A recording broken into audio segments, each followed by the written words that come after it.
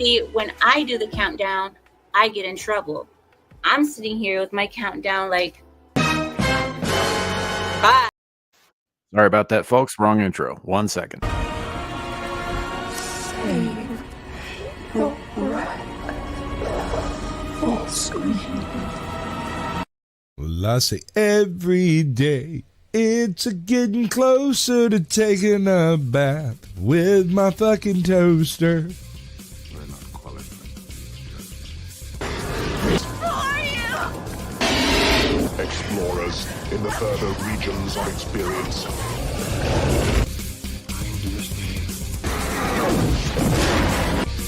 Did you not listen? Then the hell with you.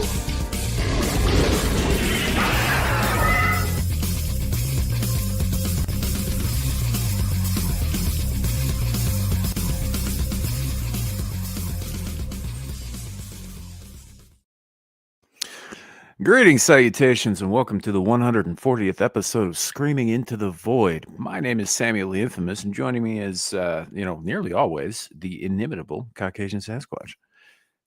Hey, wait a second. What are you trying to say to me? It's a compliment. But I mean, what does that word mean? Incomparable. Ah, right. Okay. Hi, everybody. I forget sometimes I can't use the big words with the Georgians. Rock hard. Hurt head. Welcome in, everybody. Sorry about the late start. Had some things going on backstage I had to deal with. And then obviously I had the wrong fucking intro uploaded. So I apologize about that too. It's been an interesting, I'd say it's been an interesting day, but I've only been awake for about 45 minutes. So, it is what it is. And here we are. As you can see, we have a light panel today. We might have a few people drop in. We might not. We'll see how it goes. We are also currently live on my YouTube channel, Samuel the Infamous, Sasquatch's channel, Caucasian Sasquatch, and also Twix and Rumble. So if you're in any of those places, please do drop a comment and let us know that you're here. And that said, I'm going to go ahead and say hello to the people who are in chat now. First up, we got Lepo, 6 hours too early. Yeah. So I posted the link for this, or the thumbnail rather, at like 4:30 this morning. And then I went to bed. So I didn't have to worry about it later. So yeah, that makes sense. We got BTK with us today. Hello. Good to see you. Shaka Zulu 1. Speaking of people who went to Vegas to get their party on, we have Caucasian Sasquatch as usual. Scotty Waddles, good to see him, my man. Hey now. Party. Yo. No, that's what Scotty always says is, hey now. Fair Hi, enough. Art. How you doing? We also have Beak with us today. Good to see you, Beak. Hello, Queen Bird. Nice to see you too. Chairman of the board. I do love that handle. There are a few handles that pop up in chat here and there that I just tickle the shit out of me, man. And this is one of them. Yeah, it's a good one. I like it. I like the dude who I like that guy too. Like we've talked a few times. He's hilarious in a very self-destructive kind of way. Like I don't know. Yeah, stop trying. I mean, it's okay. It's self-report right here. Nihilism just feels right. Just let it happen. We've also got JB with us. Welcome in. Old Blindy, good to see you. And I think that's everybody so far. The holy water was flowing in Vegas, baby. Yeah. So our panelists, this being a special weekend for Christians, there are people who are off doing stuff with their families. There are also people who are off running around getting their drunk on in Sin City as we speak. Gal is one of those people. She may be traveling back by now. I'm not sure, but either way, she won't be joining. We hope not. Today. Yeah, I didn't go anywhere because I don't fucking like people. But there's a street party down the road right now within like 300 yards of where I'm sitting that is going to set off here in about 15 minutes. And there's going to be street food and botulism and music and children and botulism. Party without botulism. That's why he showed up twice. Right. So And also, I think Shadow of Hawk has a family thing going on. Nothing serious, just a birthday, kind of deal. So he's off doing that, which is, happy birthday to Shadow's relative, as it were. So yeah, people are going to be out. This is always a weird weekend to stream because everybody's got plans. Everybody's got shit going on. It's Easter weekend. It's fucking the end of Passover, I think, for the Jewish people. Just lots of stuff going on. And one of the disadvantages to being an avatar on the internet is that I can't actually demonstrate my favorite Catholic joke, which I can only tell on Good Friday. But I can describe it. And I'm going to. So I stick both my arms out and I tilt my head to the left. And I ask people, what is this? And when they, come up with whatever answer or don't have an answer or whatever, obviously the punchline is a bad way to spend a Good Friday. Damn right. Right? It's a fun joke. What's really funny too is like because Good Friday is a recognized Christian thing, but it's specifically like an Orthodox and a Catholic thing, right? And Orthodox people tend to not have a very good sense of humor about this sort of thing, but surprisingly, Catholics seem to find that joke very funny. They like performative art too, so I guess it kind of goes hand in hand. Yes, Shock. It was me mimicking being crucified. Yes. Speaking of, so it is what it is. Tell me this. Tell me what kind of mind-breaking abominations have you brought before me this week? Oh, we will definitely get to that here in a moment. We also have jumping on the panel. Abe, good to see you, buddy. Yo, what's going on? So, are you? How you feeling? I know you were having some issues last night with no pub. It was a disruption to your schedule. Yeah, it's just kind of weird. I still ended up staying up all night anyway, but good on you, mate. Yeah, I just spent it playing Conan instead. No, fair enough. Did you eat people? Well, on occasion. Yeah, yeah, that's part of the game. What else are they for? Exactly. Well, I mean, some of them are for money, and some of them are for work, and some of them are for food. Delicious long pork. Mm-hmm. Get that long pig. Yeah. Shakazula says Easter's pagan shit. Jesus' death anniversary was last week, so that's accurate. Fun fact: Easter, which still bears the name of the goddess of fertility that it originally signified, right? Well, a version of it, Eostre, Ishtar, Ashtoreth, that sort of thing. Yeah, who was later like an amalgamation, isn't it? Yeah, well, it was an ancient Babylonian goddess right up there with Marduk, so who was later demoted to a demon by the Catholics because they like to do that with other people's gods. Right, that's exactly what they do. But anyway, it still bears her name. The eggs and the rabbits and the maypoles and all of that stuff are all holdovers from ancient pagan fertility rites, right? That just kind of got folded into it, and most of these little kids running around hunting for eggs have no idea what that's about. Oh man, that's another South Park episode that they absolutely ripped the piss out of Easter for. Yeah, it was like a secret society of guys who protected a bunny who was actually the real Pope. Yeah. Ardent Party, explain the fucking penguins. I can't explain the penguins. I don't get the penguins. Nobody gets the penguins. The penguins are just kind of there. Yeah. Are we talking about nuns or actual penguins?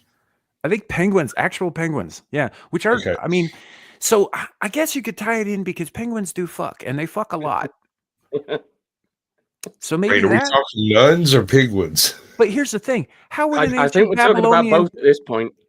like how would an ancient Babylonian sex cult have any idea what a fucking penguin was? Well, exactly. Yeah, nowhere near that. Yeah. Hold on now.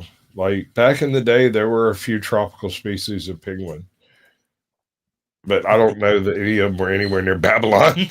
Right. Just that they might have existed up until relatively recently. Wait, well, see, Babylon's not tropical though, is it? Well, no, it's underwest. no, but they were a trading center, and stories and bodies are carried places. Sure. But they probably were just like, what the fuck is this black and white bird that can't fly? You know? Look, Which if it's warmer than 20 degrees C to me, that's basically hell.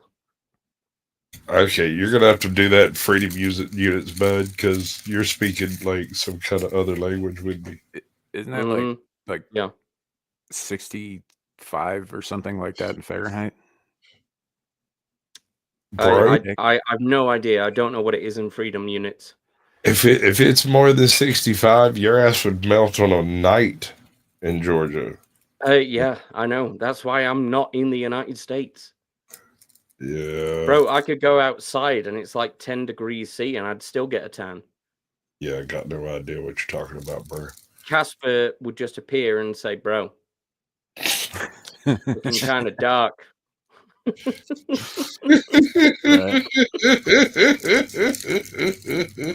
That's something wrong with us. It's not just me. It can't be just me. Oh, I just remembered something. Getting back to the Easter thing.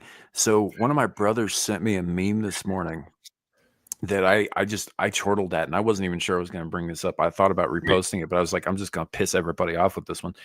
And it shows the picture is one of those chocolate rabbits, right, that you get for Easter, and it's like the top of it's gone, and you know how it's essentially just a chocolate shell, right? All these chocolate bunnies, they're hollow, right? And it says the Easter bunny is hollow to represent God's promises, right? It's so bad. Yeah, I shared it. I shared it to my family group chat last Easter. And they got angry. They got really, really bad. I might send that to my mother tomorrow. She's gonna be so mad. That's nice, bro. My dad just sent me one text afterwards. Like I sent it in the group chat. This guy, aunts, uncles, like 4 generations in 5 different directions. And Pop sent me a single response. Don't. So I'm gonna go ahead and kind of caveat all this stuff. Like while we are making fun of the whole Easter thing and all of that stuff. Look. If you celebrate Easter, if you believe Jesus is risen and all that stuff, we're not knocking you specifically. Don't take it like that. This is like whatever. As far as I'm concerned, you believe what you believe. It's cool. But I am going to make terrible jokes about it. So buckle up. Yeah. Yep. I mean, that's something that should be applicable to all religions. Like, you should be able to freely criticize them, make jokes about them. And if your beliefs are as heartfelt as, if you believe in those things as you believe they should be, then you should be immune to a joke. Sure. Yeah. The way I look at it is like, you telling me Jesus went 33 years without ever cracking a smile? Actually, I kind of have proof that he does have a sense of humor. If you remember, he did tell everyone that he who is without sin cast the first stone. And then he's going to come back around later, right? I'm pretty sure he's going to be throwing rocks. So you should probably duck as soon as you hear that horn. Bro, that guy built his own trebuchet. He was like, fuck these Romans. I mean, he was a carpenter, right? It's like if anybody could figure out how to make that shit work at a logs, it'd be him, right? You know why I became a carpenter? Yeah, and you look at things like the platypus.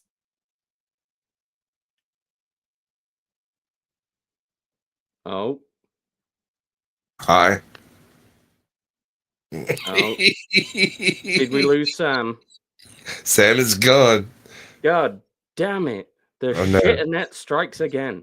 The reason I became a carpenter was because I got about 19 years old, and I looked around, didn't know what to do. And I looked at my mom, and I was like, well, I have no freaking idea what to do. And she's like, well, Jesus was a carpenter. I said, fine. And no joke, I got up, left the room, and went and got a job as a carpenter, worked as a carpenter for like 7 years. Yeah. Just didn't know what to do. Oh, shit.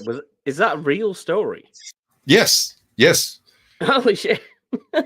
Now consider this. All through high school, I worked at like feed mills, grow lots, farms, pig locations, slaughterhouses, all kinds of crazy stuff. I could drive anything with wheels on it. Well, that was annoying. Yeah, I bet it was. Hey, Sam. Should have been on this end. Yeah, I'm sure. Oh man. Yeah, those slaughterhouses are rough, man. Yeah. You have to have emotions first. Sure. Yeah. But, as Shock's saying here, he says, now I'm Christian. I love jokes on Christianity, but it's never funny when it comes from people that would never make fun of any other group of people, but only shit on Christians because it's safe. You know what? I 100% agree with that, which is why totally I make jokes about my friend Amira sending her uncles over to fit me with a special splody vest. Right. I like them sweaty vests. They're so stylish, and they're always completely the happening event in any style. So yeah, no, I 100% agree with that, Shock. I'll laugh at just about anybody, but what I might not do is publish pictures of Muhammad in a French magazine because that always goes well. Oh, I definitely would.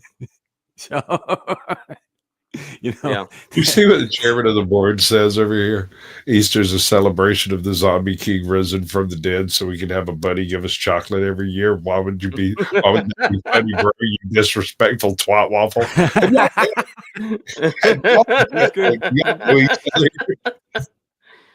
I mean, he's got a good point. He does have a good point. Look, he was the first zombie in history. And he brought or vampire. I think vampire is probably more appropriate, and the reason that I say that is because it's all about the blood and the life, right? Mm-hmm. Yeah. And just saying, where I come from, people who get up out of their graves need to be put back in them as fast as possible, usually without their heads. My favorite quote from Jesus is, "Thou shalt not vote for Democrats." It was it was a long time ago, No. He was a lich. Yeah. Right. And again, we're just poking. Anybody for Demi Lich? I mean, he could be a Demi Lich. That's possible. Yeah, I suppose it could. I just it is what it is. I don't know. We're gonna go ahead and make some jokes, and terrible jokes and poor taste, because that's what we do here. But none of this shit is like mean spirited. So don't take it the wrong way. Take it with a smile, and you'll be all right. I'm pretty sure you'll be forgiven for laughing at a bad joke. I love Christians. They're hilarious. If you don't think Christians are hilarious, go to a revival tent unannounced. Just walk in and sit down in one of the back rows and wait to giggle. Right? I mean, bro, some of them revival ministers, man, the fire and brimstone stomping, spitting, good Lord, son. Some of them are young too. It's wild. I don't know. I live here. Party makes a good joke here. My favorite quote from Jesus was when he critiqued the poor carpentry of the crucifix. I could see him doing that, but as they're nailing him to it, he'd be like, "Who the hell picked this shitty wood?" Yeah, It's like, which one of you twat waffles? Like, bro, this is clearly not done by a professional. There's a shit. If it holds my weight. Hey, you lazy fuck! Imagine that. Like, you're reading the Bible and you come to a verse where out of the blue, Jesus just says, "Bro, who the fuck did this?" Right? The one that gets me is how everybody's talking about how peaceful and everything and do unto others and the golden rule and all of that stuff, right? But never forget, at one point in time, this man took an oxtail and beat 10 or 12 people out of a freaking temple. Yeah. Just whipped the ever living shit out of them. Yeah. They had bodyguards. These were money lenders and changers. And so these people would have had bodyguards and stuff. And homie rolled in with so much fire and brimstone that he ran them and the bodyguards off. You know, I can imagine, you know, Jesus, you know, he gets beaten, he gets whipped, he goes through all the torment and all that stuff. And then they, you know, there's that bit where they made him basically carry his cross to the site, right? And, you know, we're pelting him with like fucking rotten fruit and shit and yelling at him, spitting on him, all that stuff in the story. And, but I could see in between there, right? There's a scene that they left out where they presented him with the cross he was to be nailed to that he had to carry. And he was just like, fuck is this shit, dude? Get out of the way. Give me that hammer. Yeah. And he's like, his own cross. He's like, you got, I will show you bitches how it's done. It's like, and he's like, no, get your damn hands off of it. I'm going to carry it. Ain't nobody screwing it up for you. Get it there. I've been working with woods my whole life, and you guys did it wrong. What up, Dennis? Welcome in, bud. Totally see that. Absolute Chad is way all the way through it. Give me that. You're not even swinging it right. Jesus indeed. There. Yeah. Bless you, child. Go forth and so sin. Right. You know, it's just, I mean, you'd have to expect that from like a master carpenter, right? You know, they look at something that some fucking amateur put together. They're like, and he's just like, he's like, nah, dude, we're doing this over again, and I'm going to show you how to do this so you don't screw it up again in the future. So. Yeah. They'd be like, bro, what kind of nails did you use for this? Are these? Did you pull these out of the previous victims, sir? Listen, once they've been driven, they're structurally unsound. You have to just get a new nail. Yeah, it's like, bro, they're shit. They're all bent. They're made of copper. Who would use copper nails? Right. Look at yourselves. You've been had. You see it, dude. All right, so hold on. There's another part that's never mentioned. It's always made me wonder. All right, so there's this point, right, where Jesus is being held and he hasn't been crucified. And he's being held, so there's obviously guards involved. Mm-hmm. What were these guys thinking? I mean, there's just the homie sitting over here, all 5'11" and everything, just chilling, but probably really praying all the time. By the way, it's like. This is the guy that's got everybody up. Yeah, no, he whipped several people outside the temple just the other day. He ran all their guards and everything off. This guy, that dude right there. Yeah, he's got like 11 other gang members standing outside. Yeah. You know, there were 12 of them, but the other guy turned state's evidence. Yeah, like the Roman guards would be like, bro, he fucked up so many tables in the temple. It was crazy. It's like we couldn't believe what he was doing, man. Now I could see that, you know, the whole thing was just like what was he in for? Like honestly, the best argument I think for the case of free speech versus government overreach is Jesus Christ. We are not wrong. There's a few points here where you can tell Jesus is being especially careful, given to Caesar that which is Caesar's, with stating plainly, you cannot not pay the tax. They'll come chop your hands off. So obviously you have to give unto Caesar's that which is Caesar's, but give unto the Lord that which is his. Right, but he essentially was executed for saying shit that people didn't like, right? Violate, you know, he essentially was executed for free speech. Yeah. You know, and that's there's another meme that goes around quite a bit that's pretty funny, where you know, hardcore lefty gun grabbers would be all like, you know, well, that's not very Christian of you. What would Jesus think, you know, like, you know, about your adherence to 2A and all that stuff? Like he didn't own any, you know, how many AR-15s did he own? And the response to that is not enough to stop his government from killing him. Touche. Over some trumped up charges, no less, because a religious sect became upset with him. Right. A fucking cult.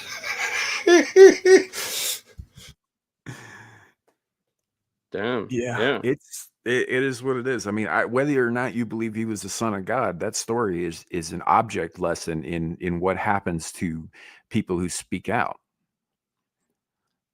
You know, Or so Yeah, no, Dennis has a it good mean- point here.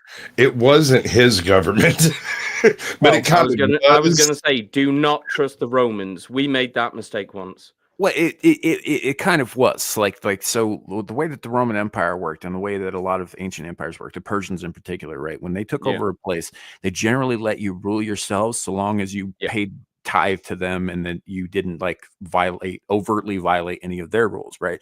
So the Romans weren't going to do shit about this Jesus guy. Yeah. It was the ruling body of Hebrews who decided he had to go, and they went and petitioned the Romans to execute him on their behalf. So technically, yeah, it was his government. Be careful right Yeah. here. We In fact, got I to would choose like our to words refer- carefully. I would like to refer you to the Mel Gibson video for the rest of this story. I didn't say all Jews killed Jesus. I said that the guys who petitioned the Romans to do it were Hebrews. And they were, you know, and there was very little distinction at the time in that culture between a religious and a political leader. They tended to be both wrapped up into one, right? So yeah, it is what it is. But they, you know, so frankly, a bunch of rabbis, and it's not to say everybody had a problem with it. Obviously, not everybody had a problem with it. He had a huge following of other Hebrews who weren't cool with this, you know, but they weren't the guys in charge. Like Sasquatch said, he had a serious gang. Yeah. Yeah, he did. I mean, especially after that Loaves and Fishes episode, right? I was just fixing to bring that very point up, considering that there was this one time, right, where homie was chilling out next to the Sea of Galilee, and a bunch of his homies showed up. They were like, "What are we supposed to eat?" And he went, "No problem," and opened the taco truck. Yeah. Yeah. So Jesus strikes again. You know, like I said, whether you believe he was the literal son of God or whether like the Catholics believe he was the actual the actual incarnation of God on earth, which I think is a little weird and Lovecraftian because that means that God knocked up Mary with himself. But yeah, you know, and how much of a freak does that make Joseph? I mean, yeah, you know, look, it is what it is, I guess. But I mean, I'll admit a certain curiosity of wondering how a god would reproduce, but I'm not sure I'd take the cuck chair in the hotel room to find out. Yeah. So however you believe, you know, whichever way it is, or whether you just believe he was a dude. I mean, we know for a fact that there was a guy who went by Jesus at that time who was, you know, got into some serious shit with the locals and was killed. Like the Romans kept records of this stuff, and they were pagans at the time, right? They were more or less impartial. Because this was an internal dispute between Hebrews as far as they were concerned. They just wrote down what happened. Yeah, they believed in Rome pantheon.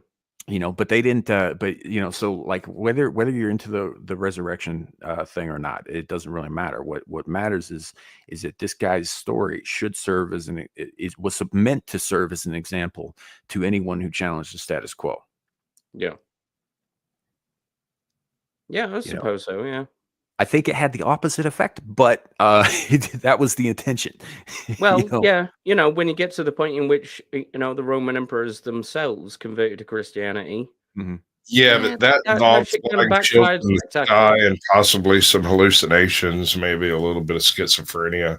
I mean, how do you Hobie's walking down a road and he sees some bright flashes in the sky that he describes as shields, and then converts to Christianity on the spot. O'Blind says Metatron covers the secular proof of Jesus and contemporaries. Yeah, Metatron does a really, really good job with historical stuff. His channel is fucking incredible. I'm actually gonna try and reach out to him to see if he wants to come on the show and educate us at some point. I mean, that would be interesting. Yeah.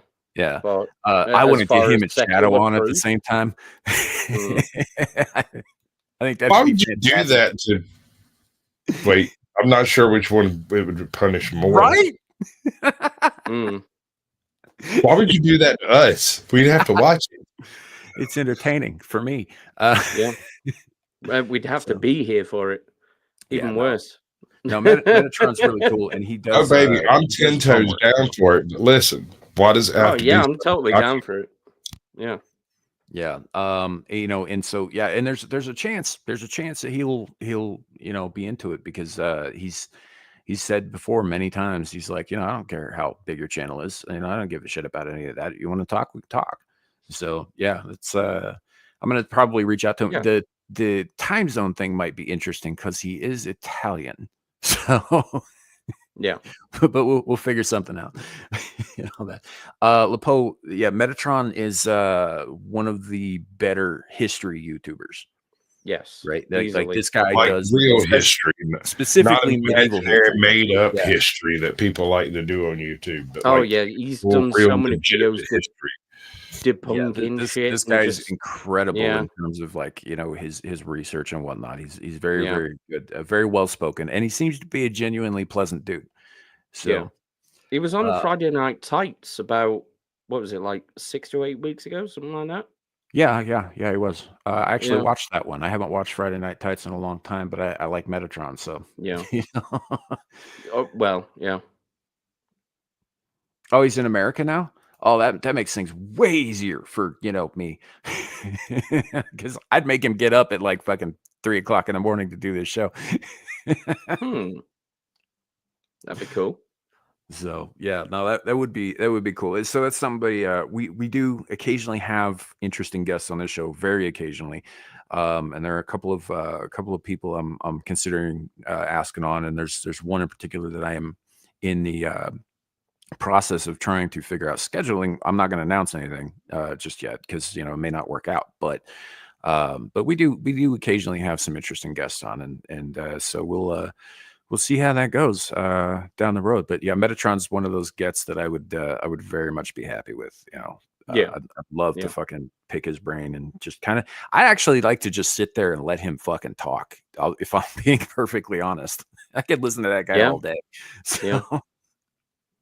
Well, he doesn't fuck about, does he? He just gets to the point, says, right, this is real, this isn't. This is what we don't know yet.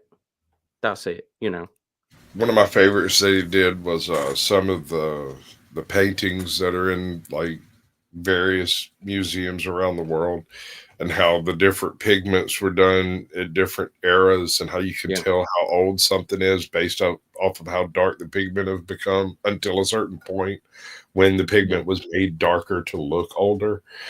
Right? There's Yeah. little bitty details in there where he just glances at something and he's like, oh, that's from a such and such and blah, blah, blah. The second dynasty, it was probably done during such and such as reign.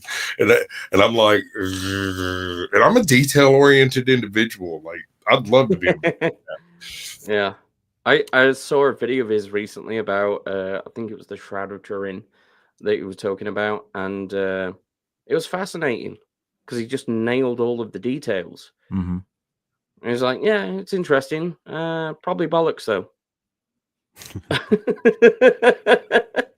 Italy lost to Ethiopia. Let him explain that.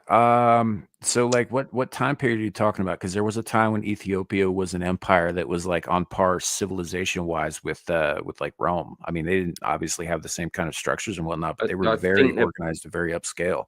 Yeah, they're probably making reference to just prior to World War II.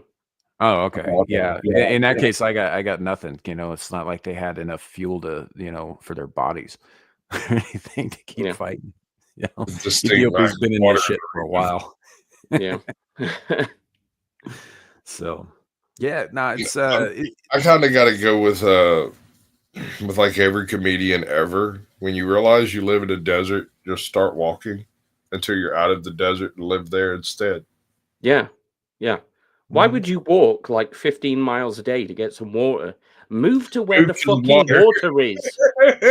Well, the problem is there's a warlord that owns that water, and they don't just let any old body live near the water. Yeah. Yeah. That was one of the complaints that Mr. Beast got for digging the wells in Africa, right? Was because basically they were saying, since you're building the wells in the villages, this is going to incentivize the warlords to move into the villages to take control of the water. And so you're basically just dropping war directly in their laps, and the villages will have to be moved 5 or 6 miles away from the water just so that the local warlords don't just constantly prey upon this particular batch of villagers. in theory, Yeah. allegedly, in Minecraft. Always in It's Minecraft, folks. Always, always in Minecraft. Because the real world doesn't exist and it doesn't matter. I brought something. You want to see it? Sure. Bring it up. All right, so check it out. Cool. Are you familiar with the Advocate? The Dadvocate? I am familiar with the Dadvocate. Yes, actually. Right. So I have had this theory, and I've never heard it vocalized by anyone else. It's just something that was in the back of my mind that I hadn't even realized was something. Yep. Anyway, she does a really good job of explaining what the nose ring theory is, or the anyway. The common thing that I hear, especially from like a red pill manosphere types, is that nose rings are for like livestock to be led around and tied up. Well, yeah, but it's because of the blowback that takes place from the red pill reaction to people with piercings and tattoos, right? Sure. I mean, red pillars are so often full of bullshit that's completely ascientific. I just can't take them seriously. Look, man, it's the same exact shit as like radical fourth wave feminism, just on the other side of it. It's horseshoe theory in action. You know, it's the same. Exactly. It is literal horseshoe theory in action. But their reaction is what causes the reaction that they get. And it's a vice versa kind of situation, because chicks with nose. Anyway, there's a certain type. Here, listen to this. That I think you're going to find interesting. Nose ring theory. And I just know that when I say that, half of you are going to be confused and the other half of you somehow know exactly what I'm talking about, even if you've never heard of it before. I will explain everything I've learned about this theory, show you some examples, and then give you my 2 cents on this whole thing. So to take you on the journey that I went down to get here, I'll show you the video that I first saw that introduced me to this whole thing. So I'm 20. All right. We're looking at this chick, and how many red flags do we already see? I mean, okay, so first of all, you got to take into account time period. Like, if this is a recent thing, then like I see about 18 red flags right off the bat. But if it's like 30 years ago, man, that's just hot. That is, see, that's the problem I have with the nose ring theory. Is I like my women very much on the trashy side. I can't help that. Yeah, I remember back in my day when having like blue hair or purple hair was a signal that the girl was cool, not some fucking deranged mental fucker. Well, that's Gal's whole shtick, right? Like, she dyes her hair colors because she likes colors, and she's pissed off that whole thing got co-opted by a psychotic political movement. Right. And I also kind of see her as warning people that this is dangerous, like plumage.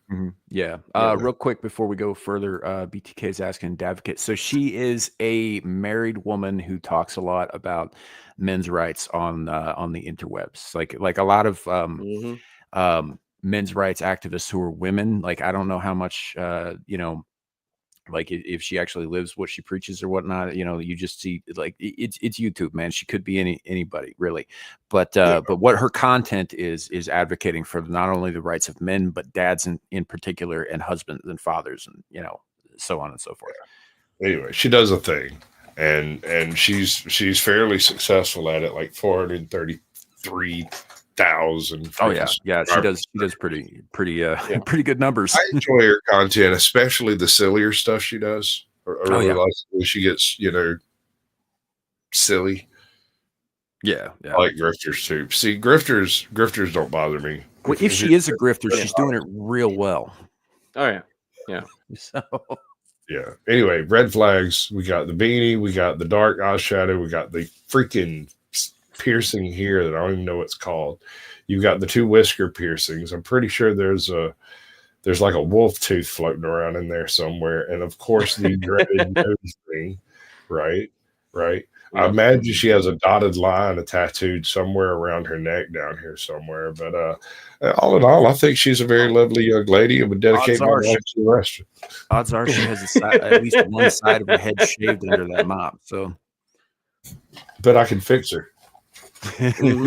I'm pretty sure we all could. Yeah, I could fix her with that D.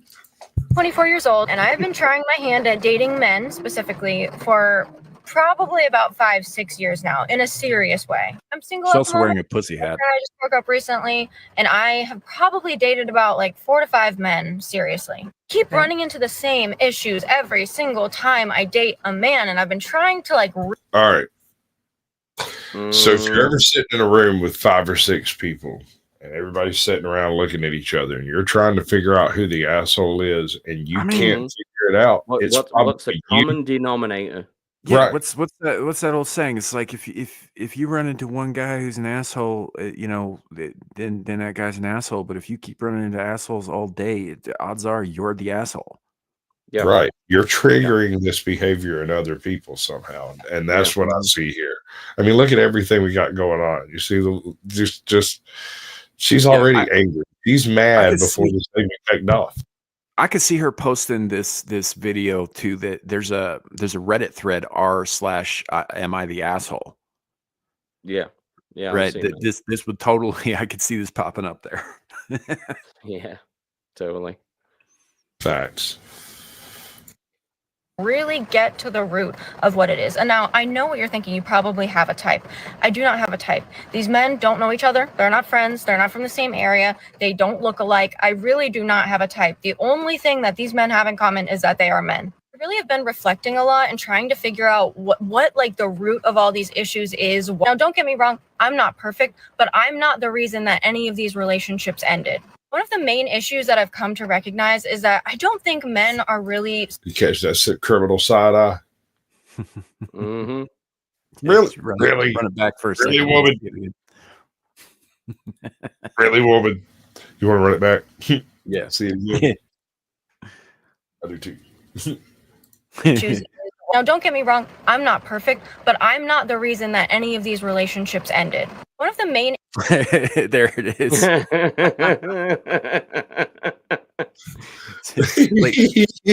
Look, not only not perfect, you're not even relationships with 6 completely different fucking people, and they all end in the same way. No, bitch, you're the common denominator. Yep. Red flags. Issues that I've come to recognize is that I don't think men are really socialized to know what it means to truly love someone, like love their partner and care for their partner. Obviously, I'm not saying this is all men. I think it's just not normalized for them to like, I don't know, just like, I guess I don't know how to phrase it. What I'm saying, for example, is that every single one of these men individually has looked me in my eyes and told me that I am the love of their life. I'm the most important person in their life, that they would take a bullet for me. Were you slobbing their knob at that moment?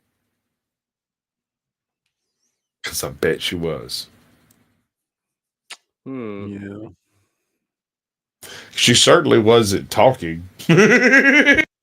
So I feel like I need to explain something here, and veterans of Amir's channel will have heard this before, but I think there's some truth to it. Men love their spouses. We love them. That's why we do what we do for them. Women do not love their spouses. Like, they might feel affection towards them, they might feel love towards them, but they do not love in the same way that we love. The only way this works is if a man loves his spouse and is willing to sacrifice for her, and the woman respects hers. Yeah. But it's not the same. It is not the same. You know, men are designed to love unconditionally. That is the only way anything works, because what is our purpose in life, right? It's to protect and to provide and to sacrifice ourselves, our lives, and our bodies if need be, right? I mean, that doesn't happen. It's bullshit. We can't override our sense of self-preservation on behalf of somebody else if we don't love them, if there's not love there on some level, right? Women are not built the same. I'm sorry, they're just not.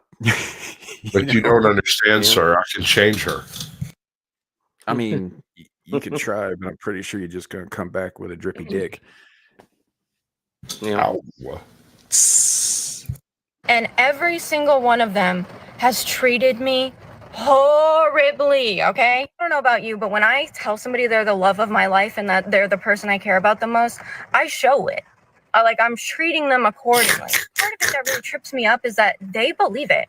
they actually believe in their heart that I'm the love of their life and I'm the person they care about the most. What did I started calling just out. fucking I would say? be like, you do not love. How many people have 6 loves of their lives? This is probably in a 2-week period too. I mean, I don't know, but You Yeah. know, no, and let me qualify that. What I was saying earlier, it's like, yeah, women can love, but it's not the same. They don't place the same, like, you know, they've got a thing for romantic love. Romantic love is not love. What love actually is not a feeling in your chest. It is not a euphoria that comes over you whenever you see your whatever. What love is a choice. It's a choice that you make every single day, sometimes every second. Right? Yep. It's a choice to sacrifice for this other person. Period. That's all it is. That's all it's ever been. love is accepting someone else's happiness as being superior to one's own. Yeah. And hate is the opposite of that. Hate is choosing to not sacrifice. Well, I think the opposite of love is actually just total apathy. I think that love and hate are, you're right. The opposite's probably the wrong word. Love and hate are two sides of the same coin. It's just different ways of looking at it. In the same way that fear and excitement are really the same thing. You get the same physiological responses from both of them. It's all in how they all you require perspective. passion that elicits a physical response. Apathy, you're right. Apathy, a total lack of emotion is a different thing. Know what that. Yeah. I'm sorry, I'm trying to type over here and I just somehow unpaused it. No, it's fine. She wasn't saying anything important anyway. Not at all. So yeah, it's to right pedal I could. Anyone could, I reckon. Oh, man. It's not discipline if she's into it, Aaron. Actually, if properly utilized, depriving one of discipline can be just as sadistic as disciplining them. Right. But yeah, is what it is. Just remember, there are no safe words in Sasquatch. That means, and like, I don't know how to get it across in a meaningful way to them. Like, they just don't listen. And I'll be like, okay, you wouldn't have done this bad thing to me if you actually loved me in the way that you say you do. Like, that is not what. All right, so this chick thinks she can read people's minds. She also thinks that she understands, again, what love is. You know, love is not always fucking pleasant either. Sometimes telling people exactly what they don't want to fucking hear is what love is. Yeah, and love isn't one way either. You shouldn't be obsessed with what someone else can do for you. No, she's got it into her head about this whole, like, which is so funny because it completely conflicts with, like, her aesthetic here. But she's got it into her head that this whole Disney fairy tale Hallmark propaganda that we've all been fed for the last 100 some odd years. Thank you again, Edward Bernays, for that bullshit. Is how it is, how it's supposed to be, right? They get it into their head that chivalry is the same thing as caring about somebody. It's not. Yeah. All right, so chivalry is a very odd sort of concept. It's something that doesn't really make a whole lot of sense without the concept of honor and integrity that goes along with it, right? Yeah.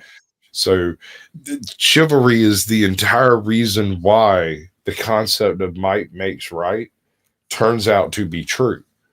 Because when the baddest mofos in the entire land decide that everybody's going to be nice to women and children and then whip the living shit out of anybody who's mean to women and children, everybody's nice to women and children. It becomes a noble thing to do. Shock. Look, man, I actually kind of agree with you here. And this reminds me of the best description of love I have ever heard, right? In my opinion, was a little mini story, like a man and a woman are asleep in bed together. The woman wakes up first and she looks over at her sleeping husband who's snoring away, has got drool on his pillow, whatever the fuck, right? And she looks at him and she goes, well, I can make pancakes or I can smother him with his pillow. Pancakes it is, I guess. Yeah. Yeah. That's about right. All right. So, what are those stupid things that happened in a marriage? I mean, there will be problems that you don't foresee. After I'd broken my back and had more or less healed and was up moving around again, me and my wife were sleeping in the same bed again. And anytime she did like a particularly strenuous day, she would do the bicycle kicks in her sleep. Right? Yeah. And I sleep on my right side. She sleeps on her left side. Typically, unless she does the bicycle kick, she will roll over and basically double knee me in the ass over and over and over again, trying to walk away from something or whatever. And it convinced me that to love this woman, I would have to sleep in another bed because I was being abused in my sleep. Oh man, yeah. That was always so my ex-wife has the coldest fucking feet on planet Earth, right? Of anything out there that has feet that can get cold. The cold. You know how I know this? Are you saying they're cooler than a polar bear's toenails? Hold on. You know how I know this shit? Sam's done some extensive testing. She always found some way to put her feet on the small of my fucking back whilst sleeping, which of course would end very quickly on account of the fact that somebody had just touched my back with the human equivalent of dry ice. Yeah. You know? And just to warm her little toes up and all that shit. I shot out of that bed so many fucking times because she kept putting her fucking feet on the small of my back. Drip drop goes in your chasm. Yeah, so cold it almost burned, man. I think you're muted, Squatch. Oh, he's singing. That's why. Sorry. Somebody he asked me what I knew about Outcast, and I started singing. I couldn't help it. It just kind of triggered in my brain with autism. It was Hey Ya, wasn't it? Hey, yeah. That's the only song I know by Outkast. Except for, they did this movie called Idlewild that was pretty good, but I know all of Speakerbox. Love Below. All of it. Every word. Cool. All right. Right. Love is. That's not what love is. When you love someone, you don't do things to intentionally or even unintentionally hurt them. Why is that considered love to you? I'm just like, I don't know where it's coming from. Define hurt them because that has to. No, actually, I'm not going to hang on that one, my brother.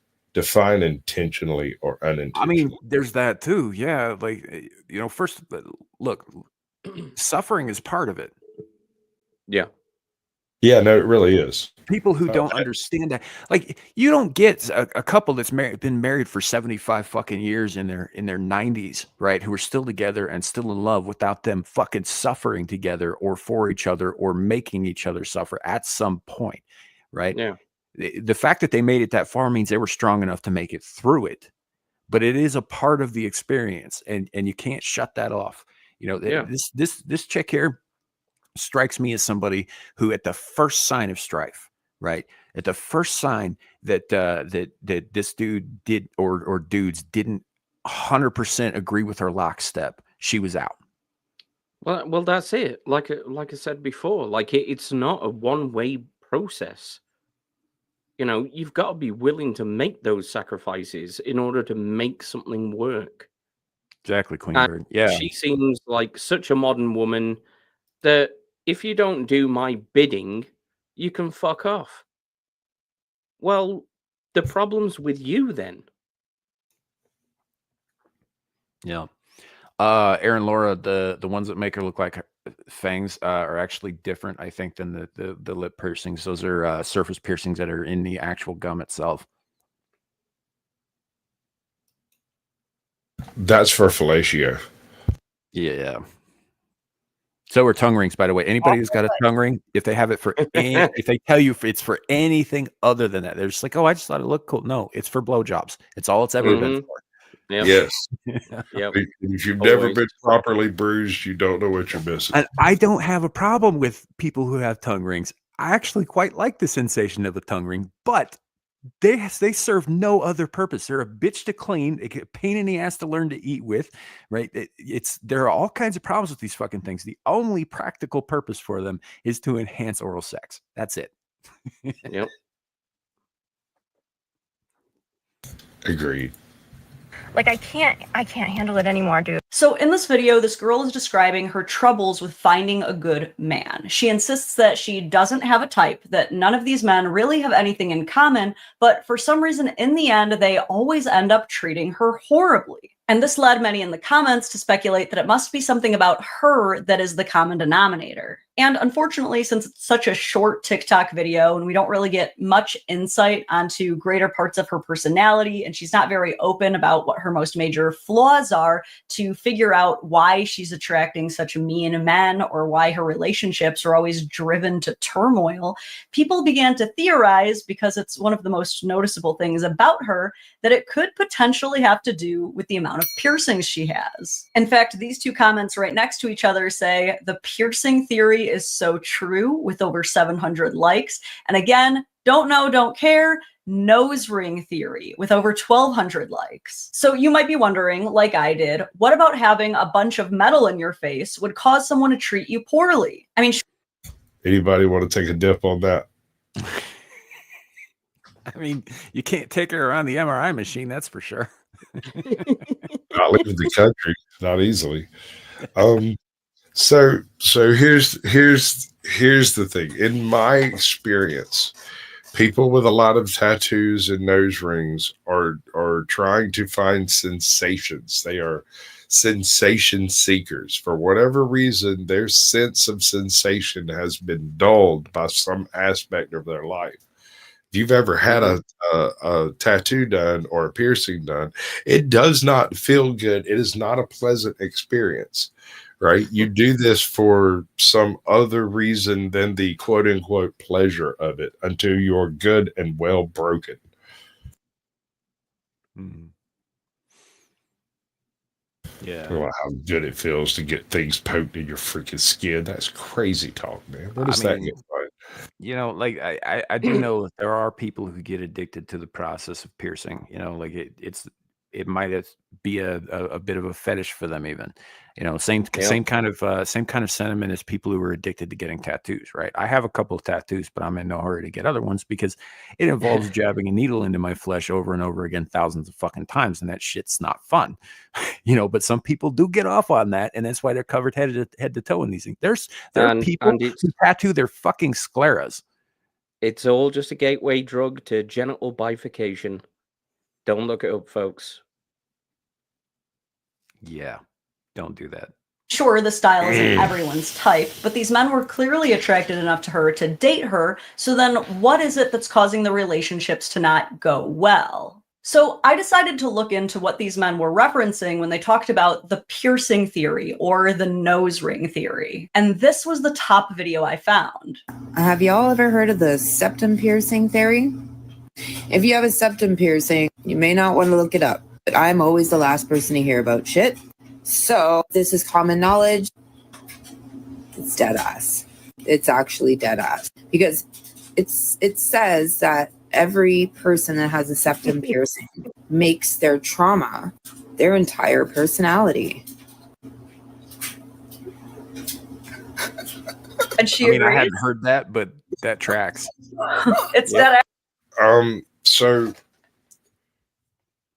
the deeper you get into the tattoo culture, the more meaning the tattoos carry. Mm-hmm. You remember how they used to use flower language back in the day? Yeah. Right. It's like that, but with ink or piercings or whatever. And so just like when you go to prison and those tattoos have certain meanings, in the body modification culture, you'll be hard pressed to find a tattoo that doesn't have some interpretive meaning out there, right? So yeah, that's Alabama Cryptid. It's just I don't know. It's a thing. It does kind of become their entire personality. with this particular piercing, with like facial piercings, facial tattoos, I could actually absolutely see that. Like I've been growing up around people with piercings and tattoos my entire life. It was part of the subculture I grew up in. My dad was a biker, hung out with bikers. It was everywhere. Right. And in a lot of cases there, it wasn't a trauma thing. It was more of a cultural thing. Like, yeah, individual tattoos had meaning, but they had more, a lot of them were to tie people together, as belonging to the same, subgroup or whatever, but or they marked specific events in their lives or what have you. But it wasn't, a little bit more in the way, not exactly like how the Maori do it, where their whole bodies are covered with the story of their entire lives, right? Which again is a cultural thing. I don't think that's a trauma thing. But the younger people, I think, have latched on to this idea that, they heard the part about telling the story of your life, right? What they didn't hear is that there are good parts of life too. They think it's all got to be bad. It's all got to be suffering. I'm gonna put my suffering out on fucking display. I'm gonna flay my flesh so that you all see all the shit that you did to me, kind of thing. As opposed to, like I said, I got a number tattoo. There are people. One of my sisters has the handprint, the infant handprint of her son tattooed to her arm. Right. That's a good tattoo. Yeah. It's a good one. That's a good one. And I mean, if you don't believe in doing the whole tattooing thing, that's fine. I know some people who are teetotalers about that. There was a tattoo that I wanted to have my whole life, and I decided when I was like 16 that if I still wanted it when I turned 40, I'd get it. And so right now I have a tattoo of Tigger on my left ass cheek. Oh shit, no, dude, you can't tell me that shit. My ex-wife has a tattoo of Tigger on her right ass cheek. Oh wow! Oh wow! I didn't know you two were married. He's holding balloons that spell out the name of her previous husband before. Oh no, no, mine doesn't have balloons. Mine's bouncing. It says bouncy, bouncy, flouncy. On reflection, that should have been like my first fucking warning. But yeah. Well, I mean, you're talking to a guy whose baby mama's got over 300 tattoos. So, like, the only thing that's not tattooed on her is what's visible beneath the sleeves. If she buttons all the way up to the top, the only thing you can see is the surgery scar with a dotted line that says "cut here." Metal, metal. Yeah. Hold on, is she a female Doctor Doom? Sort of. You're not. She's not that powerful.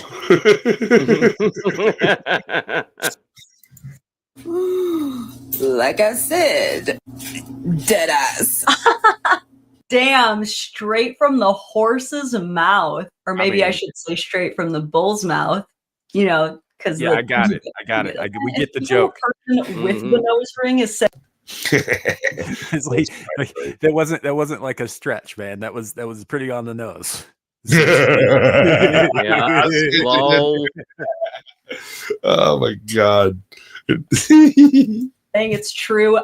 I mean, there's got to be something there. And this is just even more hilarious when we take that theory and then reference back to the first video where the girl was making her relationship trauma her entire personality.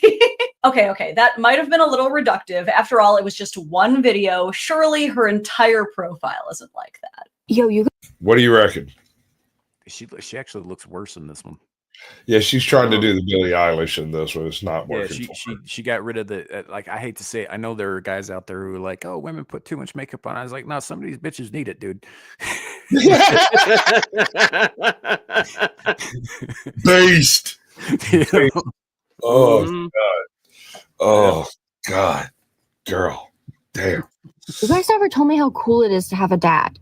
Like, this is a secret that's been kept from me. Okay, I grew up with 3 moms. My mommy issues are off. Explains so much. Okay, sure. I mean, so maybe she doesn't have a dad and has a ton of self-proclaimed mommy issues, but that doesn't mean trauma's her entire personality.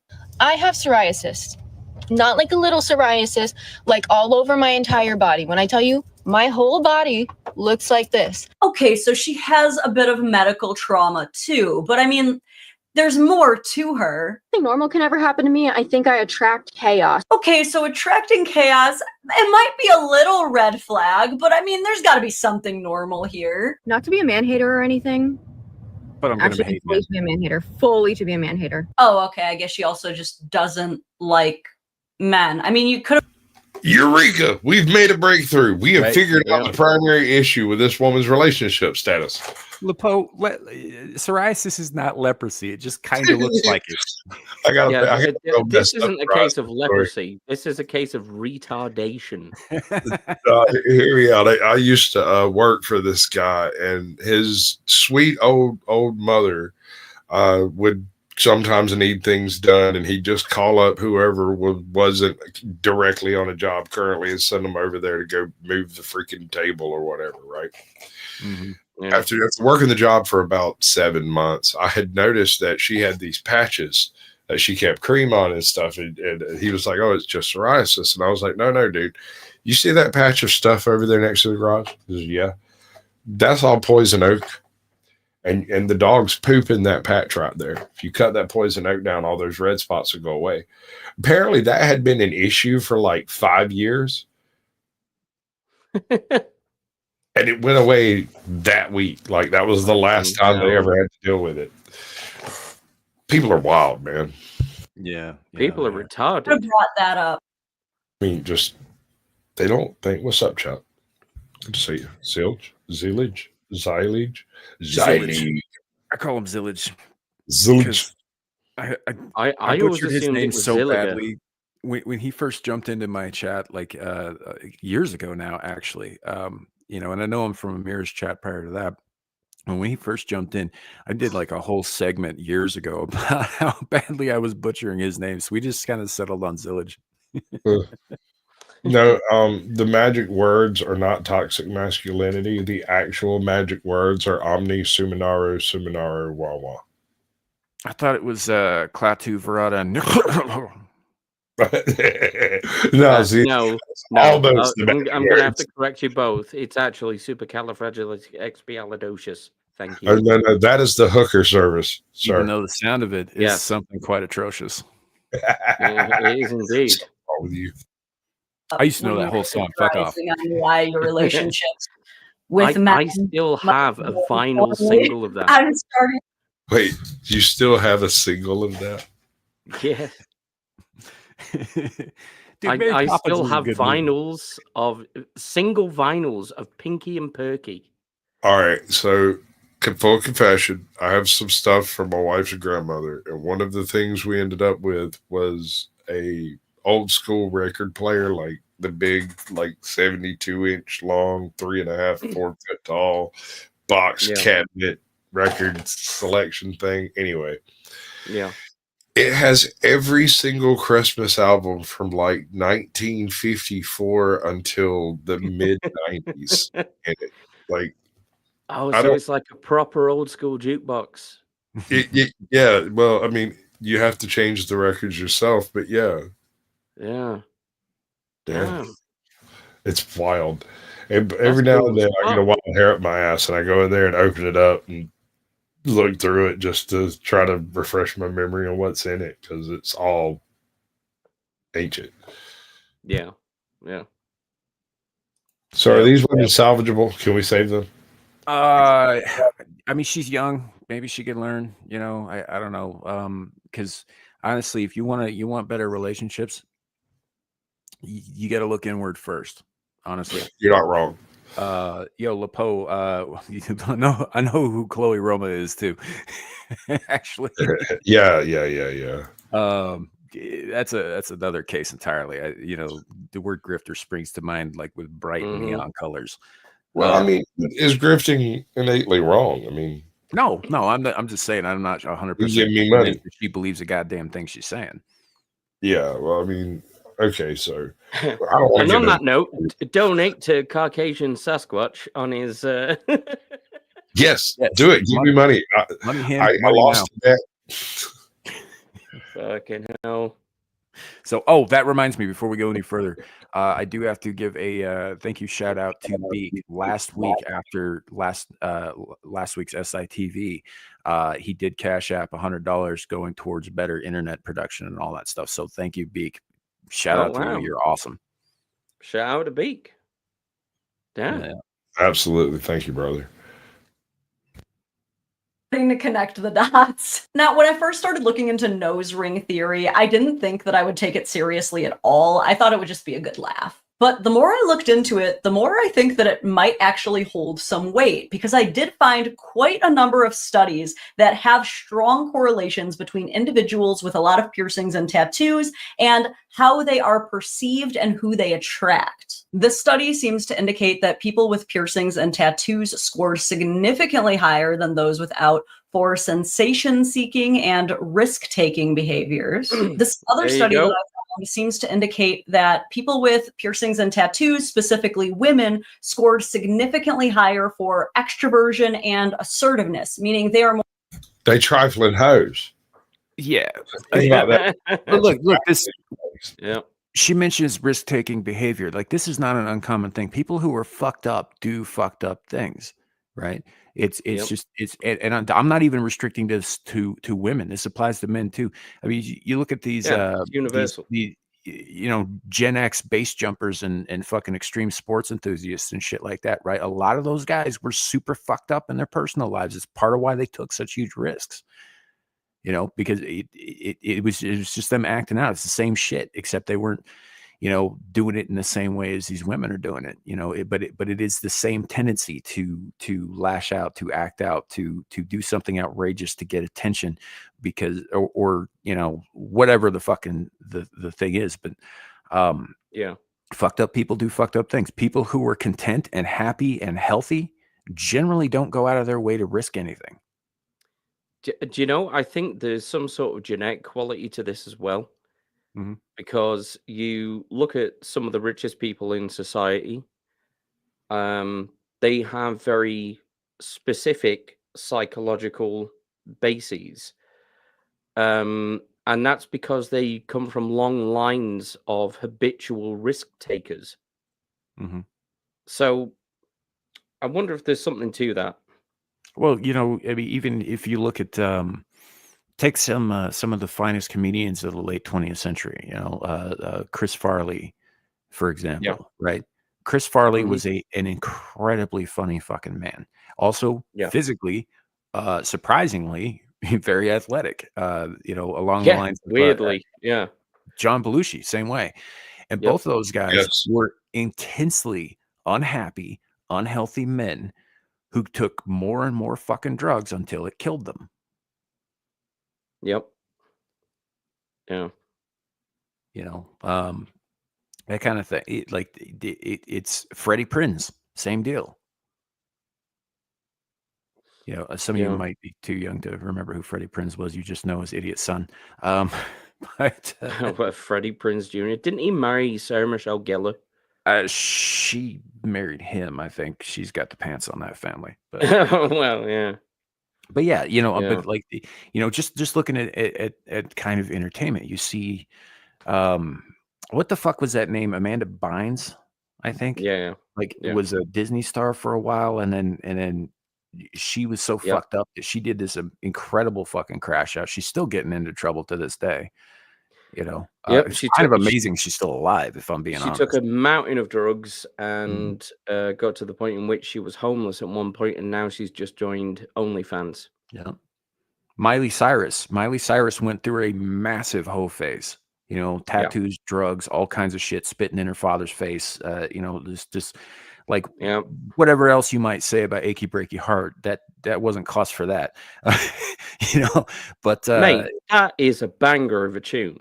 Yeah, so was the Macarena. It doesn't make it right. Great song. Anyway, Achy Breaky Heart. No, sir. No, sir. Achy Breaky Heart was utilized for torture during the Iraq war. They would play it at anyone who had like dug in. They would just roll up with Humvees and huge speakers playing Achy Breaky Heart till they gave up. Oh man, they would fucking never break me. I'd be just vibing out to that you'd be shit out there doing the 24 hours a two-step. day. Yeah. Yeah, I'd just be point, gentlemen. straight up doing some country dancing and shit. I'd be like, yeah. That Miley Cyrus went through some massive, like, just self-destruction for a long time. Yeah. If you listen to her talk now, she's not out in the spotlight now making trouble. She's not out doing stuff. She's kind of just hanging out at home, on her fucking $1 million estate or whatever. But she's not, edging towards self-destruction anymore. She did an interview with Joe Rogan last year, actually. It was like she got her head right. She fixed herself, because she recognized that none of this shit was good and that it wasn't just hurting her. And I applaud her for that shit. Amanda Bynes hasn't gotten to that point yet. Well, Miley Cyrus isn't in the spotlight anymore. That's how she managed to do it. Yeah, 100%. 100%. A lot of people who position to be in, I think. Oh, I think so too, especially when you're a child star. Like the child stars always come out fucked up. Yeah, for sure. But she turned her shit around, and I fucking applaud her for that. That's awesome. Yeah. Yeah, well, that's the thing, Lepo. She got older. Yes, she got older. Some of these kids don't. And I don't mean that they don't grow up. I mean that they die. She managed to outlive a lot of people who in that same position would be 6 feet under. She got old enough to know that she should know better. Right. And then did. Yep. And then she started doing more better. aggressive socially. Okay. This study essentially what this comes down to, because we've already gone like way too far through it, is the tendency of an individual to get tattoos or face metal, body modification in general, is directly related, or perhaps causal or correlative, to a person's willingness to take chances and to risk mitigate, right? Mm-hmm. To just take risks. And so when you're messing with a woman that has a bunch of tattoos and face gear, this is a risky decision with a risk taker. What's up, Wildlife? Welcome in, bud. Appreciate you coming through. You were in the middle of a sentence, Sasquatch. Well, I mean, I'm just saying this is a risk-taking behavior with a risk taker. You're not. It's not just you being risky when you go with the bright plumage, when you lick the colorful frog. I'm just saying, dude. Like, this is you enacting risky behavior by recognizing this individual as a risk taker. They've literally got it written all over them. And that's the thing. Is like if they're broadcasting that with the way that they've done the body modification, if that's the image that they're going for, and they're interested in you, that means that they're not just willing to take risks with themselves, they're willing to risk you too. Right. So any activity, I don't care if you're riding freaking bikes with them after dark. Yeah. It will be slightly riskier than it would be with your non-tattooed friend. And that ain't love. Going back to that first chick, that ain't love. If you are willing to put other people in fucking harm's way because you can't handle your shit, that ain't love. And frankly, you shouldn't be in a relationship until you can get your goddamn head right.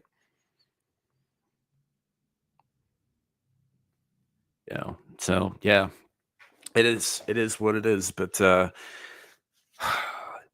we don't usually do a lot of like relationship talk on this fucking channel. I wonder why.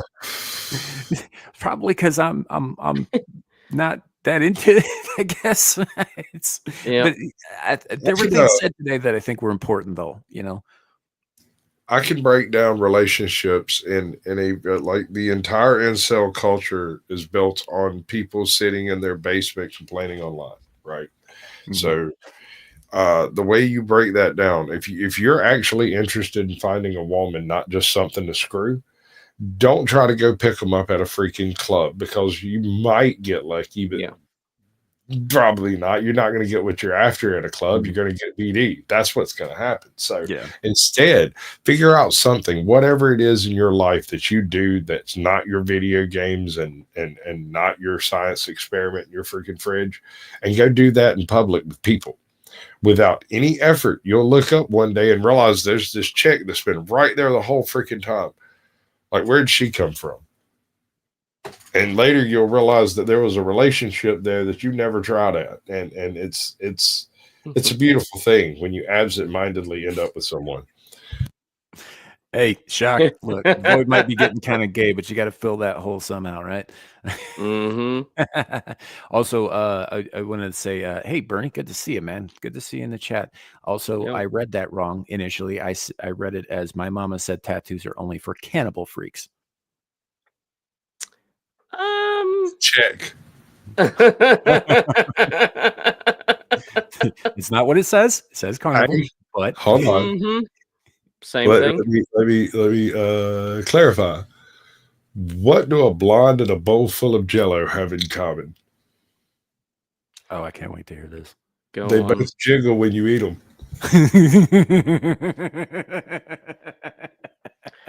Okay. You're welcome. That's good. That's now I got blonde jokes on the brain, man. Like, what? Why did the blonde have a bruised navel? Because her boyfriend was blonde too. Oh, fucking hell! How do you kill a blonde? He put a scratch or sniff sticker at the bottom of a pool. Who the fuck knows this many blonde jokes? Dude. Oh, brother. No, listen, I got a buddy of mine from high school whose name was Mark, and I used to exchange jokes in general, and he would give me blonde jokes. I might have 2 million of the damn things. Like, holy shit. It's dude, at a bar. Once I start shooting shots at a bar, if there's a blonde present and she's good with the blonde jokes, if she's like, I haven't heard any blonde jokes, I'm like, fuck yeah, this is gonna work. My mother told me this blonde joke. Right, the blonde chick walks into the department store. She goes up and she finds a clerk. She's like, "Yeah, I'd really like to return this TV. It's not picking up any signal. It doesn't work at all." And the guy said, well, okay, well, let's see if we can solve your problem. First of all, ma'am, this is a microwave. Yep. You know, I realize that my telling was not great there, but you get the sentiment. And I see that's the thing though, is I'm not sure when I learned the trick to joke delivery, right? But it's something that I figured out at some point in time in my history, and I can typically hear someone tell a joke badly and then tell the joke correctly. I don't get it. It's timing. It's timing, and it's also knowing when something will be funny versus when it's just mean. Yeah, that's a tricky one. You know, but I mean, I guess, Abe, it kind of depends on your taste. Like, I grew up hearing blonde jokes. A lot of those are interchangeable with Polak jokes, which apparently is racist now. But yeah, I'm pretty sure it always was. Yeah, I mean, yeah, okay. I don't know where this whole thing of calling Polish people Polacks has come from. Well, it's from Polish language. Is it? Yeah. Because I live in an area with a lot of Polish people, and I've never heard any of them use that ever. Polak? Yeah. Now, when we spell it over in the States, it's usually Pollack, which is, that I'll give you that. But like, yeah, the Pollack, I think, actually does come from the Polish language.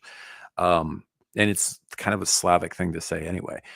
I do know that their reputation for stupidity, while undeserved, actually comes from their very unfortunate positioning geographically, right? Because Poland, for the most part, is in a basin, right? The high ground surrounds that country, which is why they've been conquered over and over and over again. It's not because they're not good fighters. It's just because, typically the person with the high ground tends to win. You know, they're just kind of shit in a shit place, right? They're not actually stupid people, but that over time, it's happened enough times that they started to earn a reputation for just being kind of dumb because they kept getting conquered when nobody was, you know, outside of the situation itself would have put that together. I mean, polls are based as fuck. Current ones are. Yeah. And even historically, they were part of one of the largest empires in Central and Eastern European history. Oh, sure. Yeah. The point is, it's the jokes are funny. You know? So a blonde, a brunette, and a redhead go to a bar one evening. And they're sitting around talking about how all men are trash. And after about 5 drinks, the blonde says, well, you know, it's about time to go. I'm so drunk. And as soon as she says that, a dude walks over, takes her home. The redhead looks around, has a couple more shots, looks at the brunette, says, well, it's been fun, but it's time to go home. And she says, I'm so drunk. And poof. Guys show up and they kind of argue a little bit, and eventually one of them takes her home. And the brunette sits around for another few shots, gets real good and shit faced, looks at the bartender and says, this is my favorite part of the night. The bartender says, why is that? He said, all the redhead and blondes have gone home and I'm so drunk. And poof, guys showed up to take her home. Okay, cool. Oh. Might want to work on that one. This one's not about a blonde. This one's about a woman with no arms and no legs. You know, quadriplegic, if you will. She's a quadruple amputee. I'm in already. This is gonna be amazing. All right. So dude's walking down the length of the beach, you know, having himself a nice Sunday or whatever. And he hears some crying. So he goes to investigate and he finds this quadruple amputee lying on the sand. And she's just crying her eyes out. And he's like, miss, what's wrong? What seems to be the trouble? And she goes, I'm just, you know, I'm almost 25 years old and I have no arms and legs and I've never been fucked.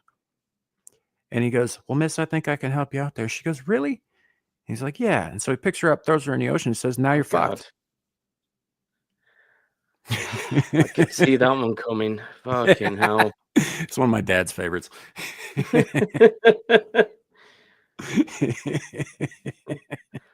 Listen, folks, we're not advocating for throwing people into the ocean, but, you know. Quadriplegic or otherwise. Dude, if the mood takes you. I'm telling you, like jokes about, you know, cripples, about cannibals, about lepers, all these things. Like if you don't have a fucking sense of humor, maybe get off the fucking internet. That's all I'm saying. It's like way too many people take this shit seriously. I know people, you know who tells the best racist jokes? People that the joke is about. Yeah, of course, yeah. Dude, I can't go into any of these, but when I was working for Duke Floor Daniel, I was working on an all-black crew, and we traded racist jokes back and forth. And one of the best days is when we had an Asian guy from Souco. Oh, shit. I mean, he worked with us for like 2 weeks, and he got involved and was telling Asian jokes, and it was, God, I almost killed myself laughing at all that stuff. Mm-hmm. I mean, I cried daily when that shit was going on. It was only for like a couple of weeks, but it was hilarious. I can't tell any of those jokes. They're all just horrible. Right. You know, that's why I like the dead baby jokes. I used to have a ton of those. One of my favorite dead baby jokes ever was told to me by a guy who had just gone through a miscarriage. Yeah, no, I had a bad experience with some dead baby jokes. I was to go to now I'm curious. There's like 2 or 3 comedy shops in Savannah, and one of them runs a flop house for the comedians that work there. And I ended up being at the flop house for the comedians that were going to be working that night, and like 2 of the bartenders also lived there, and so I ended up over there. I had no idea about any of this, but I come in being the usual kind of jokester that I am, and someone asked me if I knew any dead baby jokes, and I went through about 37 of them real quick. 37? I know quite a few myself. There's a bunch of hell. There's a bunch of they get dark. And here's the thing, right? You your average person knowing me and knowing how I feel about harming fucking kids, right? About doing anything that damages the next generation would not necessarily expect me to tell these jokes, but I actually think they're some of the funniest things I've ever heard because I have a sense of humor. I totally take the Ricky Gervais approach to this kind of shit. I mean, I could too. You thinking a joke about something that's terrible is funny isn't the same as endorsing the thing that's terrible. Right. And Abe, that actually reminds me, I do have a bit of an announcement to make. I didn't tell y'all. I just got a new gig over at the hospital. Oh God, here we go. Putting wheels on miscarriages. Damn right. Rolling them right out. Which is the joke I alluded to earlier from the guy who had just gone through a miscarriage, by the way. For fuck's sake. But no, I went through all of those dead baby jokes, and the guy at the other end of the table was sitting there eating some top ramen. And I looked at him, I was like, "You're the only one in the room not laughing. Why aren't you laughing?" He's like, "I just lost my son yesterday." And I'm like, "Dear God, if you're not joking with me, I'm just going to go in the freaking closet and end it." Like, he's like, "I'm not." And I sat there, everybody sat there dead silent. And I was like, well, that fucked up the mood. Everybody started laughing again. I mean, look, you gotta be able to read the room too. If somebody's obviously suffering, you don't fucking say this shit in front of them. I mean, that's fucked up. But well, see, the thing is like the whole conversation had started like right as he walked into the room. So he walked in, sat down, and looks around at everybody and just doesn't say anything, eats his freaking orange, eats his top ramen, and then it wasn't even an issue until I pointed out the fact that this one guy out of the 25 people here laughing their asses off, this one dude is sitting over here like a stoic owl. Ooh. Fucking hell. Yeah. I mean, I get that too, but like if you're gonna put yourself in this position, this is one of the things that I don't get about like people who go to heckle at comedy clubs. Like if you're just participating in a show, if you were invited to say something or whatever, if they address you directly, that's one thing. But like if you're just there to start shit or whatever, or you want to throw a fit because you didn't like a particular joke or whatever, like what the fuck are you even doing in a comedy club in the first place? Right? You're obviously not there to laugh, which is the purpose of the fucking venue. If you woke up this morning and you decided to be offended, there ain't a damn thing I can do to stop you. Yeah. Right. But I can't ask you to leave the comedy club with no refund on the ticket. Get her, boys. Yep. Thanks for the donation. Now. Thanks for coming. Jesus, Bernie, I hadn't heard that. That's wow. My neighbor's kid was playing with a wire hanger. His dad looks at him and says, "You're 4 years late." Fucking hell. Oh, it's awful. I'm gonna write that down. Clue. That Mike Vick joke is a little dark, bro. I mean, I've been saying this about Pokemon for a while now. It's basically Michael Vick the game. Mm-hmm. Yeah, you're not wrong.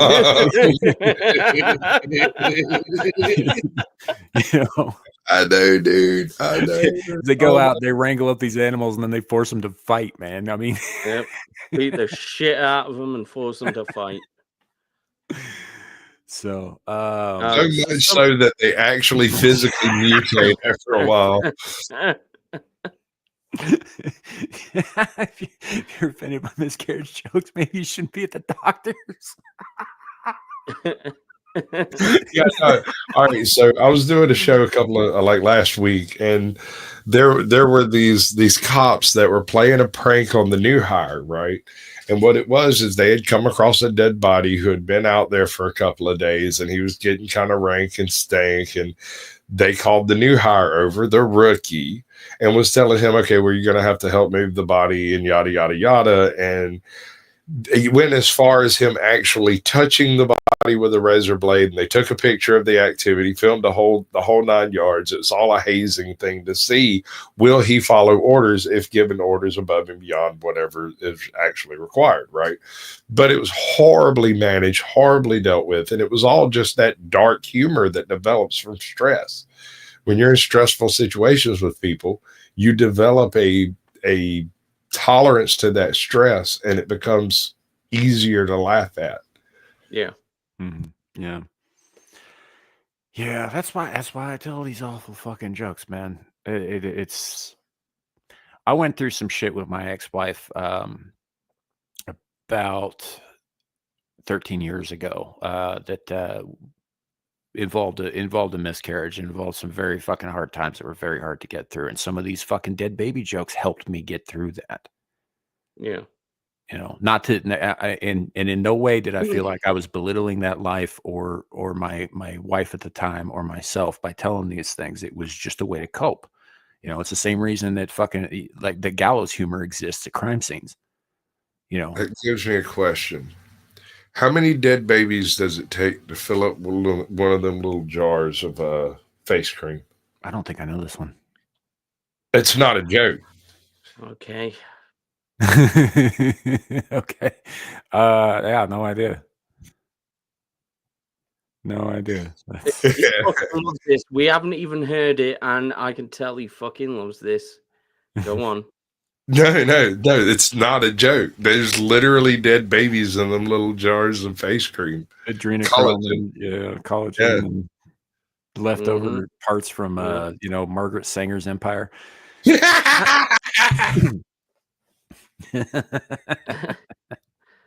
know, the only person in the running to have killed more black people is literally the freaking sickle cell. Yeah. Sasquatch, how did you get access to my pantry? Well, I was just, you know, in the neighborhood and thought, dude, I'm Sasquatch. I was peeping at you through the bush. Oh, God. I'm sorry. Everything you called favorite jokes. Some of my favorite jokes that, you know, a little bit maybe too dark. They do target certain groups of people, and I'm pretty sure I can't say them. Are they dark? Like how many dead babies does it take to screw in a light bulb? Dark? Darker.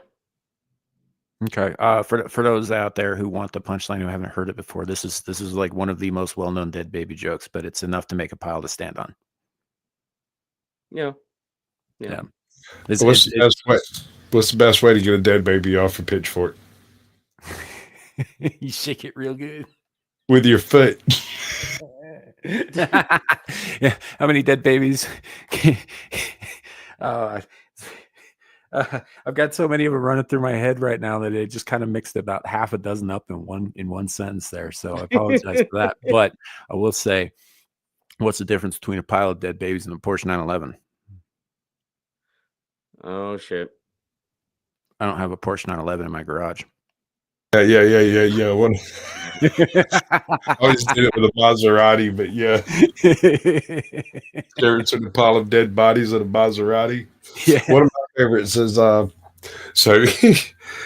anytime I end up in a car ride with someone who doesn't know me well, which is very rare nowadays, but when I do. Wow, Clue. like that's coming from a black man, y'all. Okay, well, this is one of my favorites in the dead baby category. I don't know how the fuck we ended up here. What's funnier than a dead baby? Do tell. I'm sorry, dead do what? Baby dressed as a clown.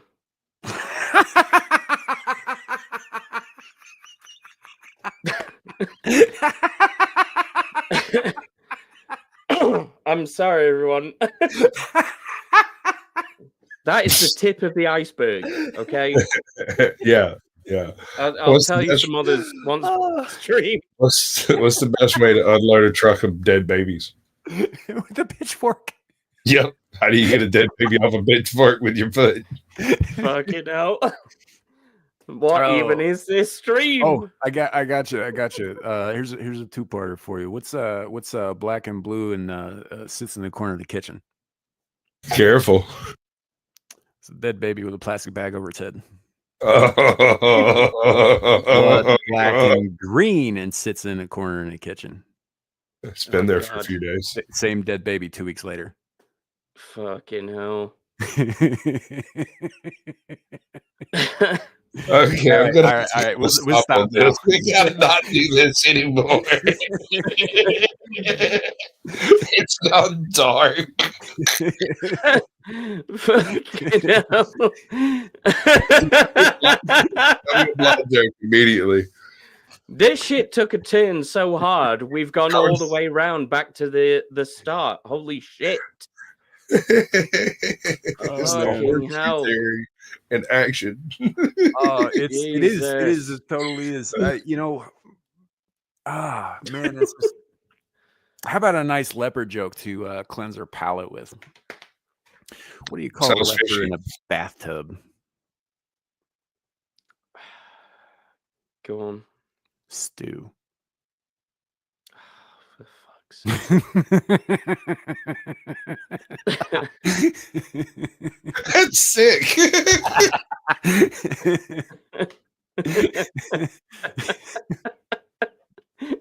Oh wow. I'm kind of sad that Luke Hasley missed this entire conversation. she would turn beet red and just like out of shock. Very wholesome lady, Luke Holy Hasley. shit. Doesn't deserve any of the shit that she gets put through by association with us. I can feel hell's flames tickling our feet right now. Fuck. Yeah. Yeah, I'll save you a spot by the ice maker, bro. Yeah. Oh, so hey, speaking of horrifying things. Oh my god, you're gonna do it. I thought I distracted you long enough. No. I thought about it, but I think we'll give the flesh dog bots a pass this week. We might bring them up next week, but we'll give them a pass this week. I do have something else though. Along those lines. So I'm gonna go ahead and bring up this article here. We're not gonna read through the whole thing. We'll just get to the basics, the gist of it. But so an American composer's biological matter creates new music from beyond the grave. Yeah. You guys heard about this? Yeah. I hate it. I just, on its surface, I despise everything this implies. Okay, continue. Oh, this ties directly into shit that I know makes your skin crawl. Yeah, it ties into something we were talking about the other week as well, wasn't it? Clue just won the internet.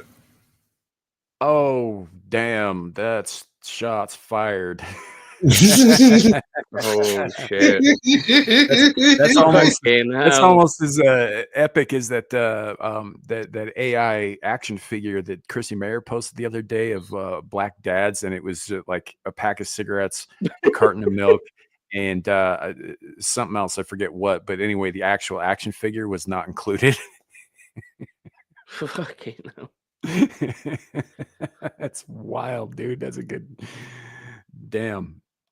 So anyhow, this guy named Alvin Lucier or Lucier or whatever the fuck, I don't know. If he was American, he maybe didn't pronounce it the retarded French way. So he was a composer. He died like 2019, I think, not that long ago. And gave consent for his biological matter to be part of this project that they were working on. So essentially, 2021, I'm sorry. That's when he died. The composer, or rather a surrogate created out of biological matter taken from his body with his permission before he died, is now putting out new music. Essentially what they did was, you guys remember the brain organoids? Mm-hmm. Right? Yep. So they essentially grew something very similar to that from his blood. Yep. And then they plugged it into computer chips and are now treating it like chat music, forcing it to compose. I don't see how this is actually in any way him. That's the thing. Like that's where the concern comes in. Because if these are like actually, sentient, like they talk about, how they don't really know whether the organoids are, self-aware to any degree, any degree that we would matter to us. Yeah. And if that's the case, if they don't know, what if they are? What if they are, right? Just because this dude consented to have his fucking parts used for this shit doesn't mean that those parts, which if they have a sentience and a self-awareness of their own, they didn't fucking consent to being enslaved to a computer chip. Yeah. You know? Yeah. Wait a second. Ben T's onto a good joke here. Hold on. I really want a piece of this. Dead babies decompose. But is this a decomposition? Is he a decomposer? That's bad, man. I know. I'm aware of how bad it is. I told it. Yeah. All right. We have developed a brain on a dish, more or less, that has the ability to take action in the real world. Stop it. This brain on a dish takes the form of two small white blobs on a pedestal at the gallery. The blobs are a cluster of neurons that mimic a very basic way the structure and development of the human brain. Thompson said it was grown out of stem cells created from blood samples. The composer, Jesus Christ, agreed to donate to the project the year before he died. He was aware of possibilities that the work would perform for him even after his death. Right now, on the one hand, I kind of get, like, hey, this will be my immortal legacy. I kind of get that, on from his part, like considering this before he dies. It's like, yeah, if I contribute my body to science, maybe something of me will live on in other people and things later. I sort of get that. Yeah. The thing is these blobs aren't him. Yeah. That's like saying that a fetus consents to being aborted, because technically those cells are a part of the mother still. Like, if you think about it in terms of like an organ transplant, does any particular organ know what it is? Of course not. Yes. Yes. Spread us like internet herpes. Yeah. Yeah. We're going to get everywhere. Everybody's getting itchy. So I wonder if that would apply logically to these, well, I don't know, brain blobs that have been created. They're not aware of where they're from. They're not aware of what they do. They just do it. Right, but we don't know that for sure, and there's no way to verify it. No, we don't. No. Yeah. No. I'm with the thing that makes us uncomfortable about it. I think it's actual necromancy. I don't think any of this has any integrity in it whatsoever. So I disagree, and here's why. It's because these blobs are living tissue, right? They're not dead, first of all. Secondly, necromancy is not what Hollywood tells you that it is. It's not actually raising the dead. It's just talking to them. That's okay, it. But this is still things that should never have been alive. Well, no, I agree with you. This is like man-made horrors beyond our comprehension that should never have fucking happened in the first place. I just wouldn't use the word necromancy is all. Madness, maybe. Tomato, dude. Like, what do you want me to say? It's necromancy. Like, not quite. Yeah. I mean, it just kind of reminds me of RoboCop. Yeah. When they made the Ed 201 and, all that was left of him was just the psychopathic, insane part of his brain. Yeah. Yeah. Yeah. Are you thinking of RoboCop 2? Where they put the dead drug dealer's brain in the new souped up version? Yeah. But like both of them, really, though, because with the Ed 209 was original just a machine. RoboCop, It didn't have any brain in it. It didn't. With both the original RoboCop and the reboot, they approached the subject in totally different ways, which was fascinating. Because at the end of the day, neither of them were really the original person. So it's more Ship of Theseus type stuff. Kind of, yeah, kind of. I think Honestly, I think it's more like how I view cloning, right? Like, say you were to clone somebody and accelerate their growth to the exact age of the person that you just cloned, right? Biologically, and up to that point, all of those cells are virtually identical to the originals. They have, they've got the same, stuff they've gone through. But at that point, right, if you were to clone somebody, even if you could replicate all of the, the scar tissue, the accidents, the trauma, the good times, like implant the whole memories of that life up to that point in the new clone, right? Same exact person. Yeah. From that point, though, they're different people because they're having different experiences. Yeah, of course they are. So that's kind of how I'd view this. Like sure, these brains on a dish, they share obviously DNA. They obviously came from the same source, but at this point, if it's alive and he's dead, they're having very fucking different experiences. They're not the same person. Yeah, very different experiences. Right? Yeah. PETA for Blob. Pretty sure there's a Black Mirror episode. PETA is objectively evil, BTK. Objectively. They kill more fucking animals that could be given homes than any other organization out there combined. PETA are just murderers. Yeah. That's all they are.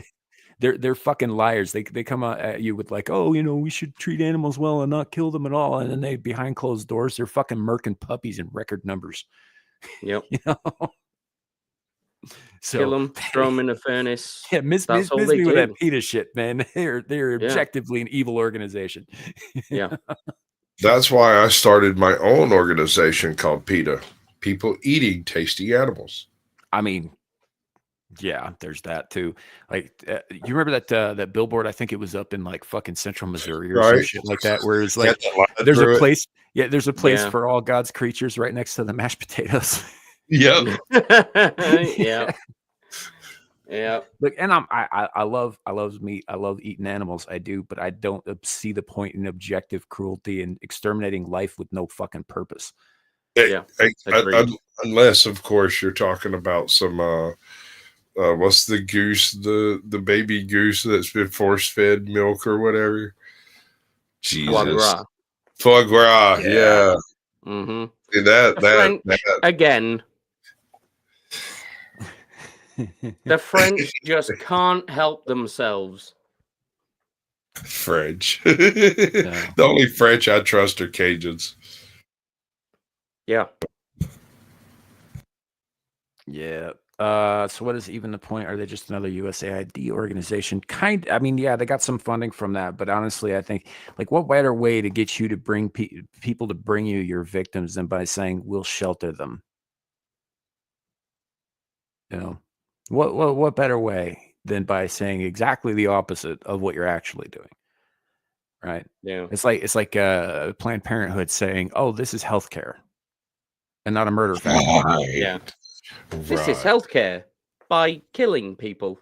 Right. And it always amuses me because they're like, "Oh, having babies going through the birth process is extremely risky for the mothers." I was like, "No, bitch, it was risky in the fucking 1800s." Yeah. Right. And every time before that, but they still managed. Hell, most of them managed to have a fuckload of kids because most of those kids were not going to survive to adulthood anyway. Yeah. Yes. Which accounts for the low average lifespan. It was mostly just because a lot of kids didn't live to see adulthood. Yeah. But that didn't mean they weren't trying to have the babies, right? Just saying like, oh, it's best for the mother if we just terminate the how do they put it? They don't call it a malignancy, but that's the tone that they take. The parasite. They speak of humans as though they're like, parasitical. And it's just so grotesque. It's 100% grotesque, and it's fucking wrong. And the fact that they have the balls to say it's risky like it used to be, it isn't. It's not even fucking close. No, especially since they force C-sections now on pretty much everybody. There's almost no fucking risk to the mother. I mean, there are outliers, there are complications and stuff that can happen. But generally speaking, you're going to be fine. Largely, statistically speaking, if you're in the Western world, yes. If you're on the plains of Africa, you got to deal with what happens on the plains of Africa. I'm just saying. If you happen to give birth out in the wild, like you still have a better than 50-50 chance of surviving the ordeal, even if you're there by yourself. As long as there's no extraneous problems with the pregnancy itself. Well, even in African countries, the likelihood of a child surviving birth and the mother is still like 90-odd%, something like that. Yeah. And then you get into the eugenics of it, and they're like, oh, well, there's a certain percentage that they might come out wrong or with an extra chromosome or, webbed toes or some shit. And then you get into designer babies, and it's just, like the whole thing is a web of fucking murderous lies. Jennifer Lopez. Yeah. Yeah,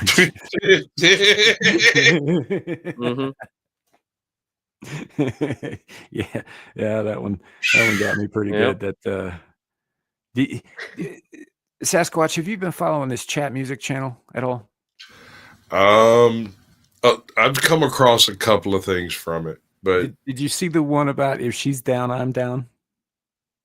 No, but I can go find it if you'd like. Please do, and then bring it up, because I think you're gonna love that shit. It's so fun. Mate, I gotta say, I definitely would. I mean, the fact is like it's not actually a Down syndrome chick. It's just a chick with a filter who's trying to get, it's a gimmick. It's all it is. Yeah, like they're just like regular Instagram random bitches now that are using filters. Yeah, just to try and look. That'd be the one. We can, we can play that. We can react to that on screen, dude. Bring it up. Yeah, fuck it. I'm working on. I'm laughing too hard to push the right button. It's so fucking bad, but it's so fucking right at the same time. By the way, chat, brace yourselves because this gets fucked up. We start Hump Day Chinwag on Wednesdays. Every time with these. Shout out to Chat Music. They do excellent fucking work. This is AI generated music, but man, they put a lot of work into making this sound good, and a lot more work into trolling comment sections for comments that somewhat rhyme. So, ladies and gentlemen, I give you Chat Music. I'm a homosexual now. Straight out of downtown. She can handle my special needs. Is she trying to get my slowly? This cake, no line in the baker. I reach you for a 7 out of 46. That's my favorite. Right there. Syndrome, I didn't know this started. I reach you 47 out of 46. I know. That one and earlier it goes by so fast, it's so easy to miss. But when it says RILF, yeah. Yeah. All right, from the top, fellas. No, if we laugh, we lose. We got to start over. Let's try. Oh, we're fucked. All right. I'm a homosexual now. Jennifer Lopez, straight out of downtown. She can handle my special needs. Is she trying to get handicapped? Angelina slowly. This cake, no line in the baker. She tried to get handicapped. Yeah. Angelina slowly. Angelina Lopez. For the record, chat, we are all going to hell, and you're coming with us. Yep. Oh my god, bro! All right. We're back to the 47 out of 46. Out of 46. Damn syndrome. I didn't know they started making them like this. What's the OR link? What's the OR link? Not OF. We'll get my only retards, motherfuckers. I think she might be down, but something is definitely a Scarlet Slow-Hansen, and half the way I bet she is. Scarlet Slow-Hansen.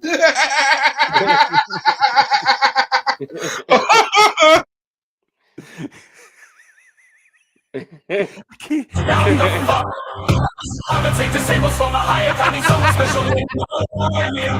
Slow by Hayek. At least the comments ain't disabled. Hear me out just one time.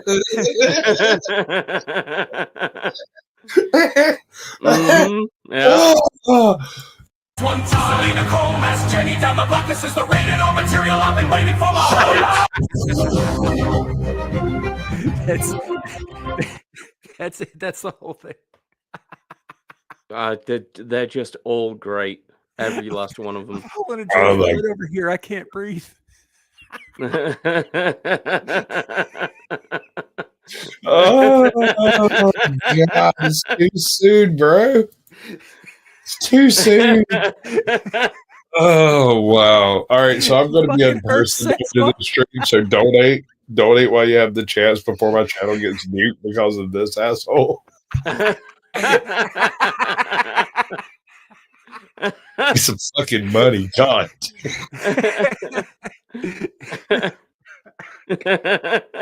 No, you're great. Y'all are great kids. I like you. Baby. Oh, Jesus.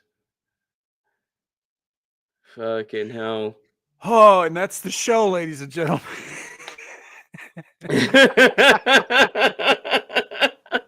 Thank you. Well, Mama, thank you too, but she did. Holy fuck. Everything hurts now. Like, ever get one of those like full body laughs where your fucking ribs feel like they're gonna cave in? Yeah. Oh, it's good. It's good. It's totally worth it. But yeah, we're gonna end on that note because I think we're probably just gonna get worse. I'll save the other topic with the composer for next fucking time, man. We'll get to it. I promise. So yeah, thanks everybody for sitting here with us. I realize this is probably one of our more offensive episodes and we've had Shadow of Huck on many times. Which is a little shameful, if I have to be honest. He's not here, and it's been this. Yeah, I was going to be a stand-in. I was going to do all of the Jew jokes. Oh man. Anyhow, because Kenzo's not here. Oh, you know what? For those of you out there who do like clips and shit, clip the fuck out of this. I don't care. It'd be fun. I might have to get a piece of this one. I haven't done a short in months. This whole show get out completely out. The next 6 months of shorts. I'm gonna get a few good ones off of this myself. I think so. I think this proves that we probably shouldn't be left alone. Because everyone under the fucking sun's in Vegas right now. And we might have taken things a bit too far. Yeah, as it turns out, Gal keeps us in check. Yeah. I didn't ask her to. Hey, look, if we got another hour to go. Oh man, no, we can go into here because we can go real dark. There's a George Floyd song over here.